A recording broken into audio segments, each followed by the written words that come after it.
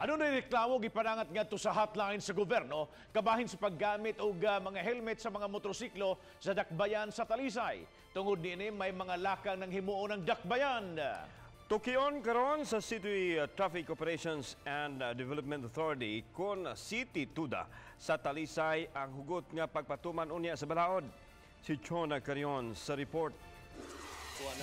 Gipahibaw ni Rogelio Villaver, ang hepe sa City Toda, nga maong reklamo gipaagi sa 888 Citizens Complaint Hotline. Giangko ni Villaver nga dili gid sila istrikto sa dili mag-helmet nga nagsakay og motorsiklo.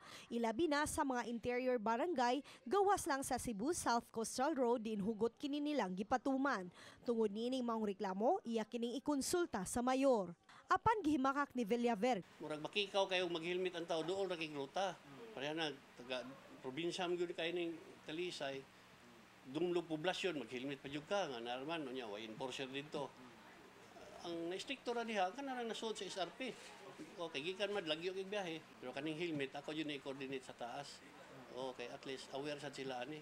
Apan gihimakak ni Villaver nga wala ang City Toda mupatuman sa ubang mga lagda sa trapiko. Gani sa buwan pa lang sa Enero, miabot na sa 829 ang ilang nadakpan ug naisyuhan og citation tickets. Naaman tay ebidensya siya, naaman tay breakdown kada buwan atong gipanakop.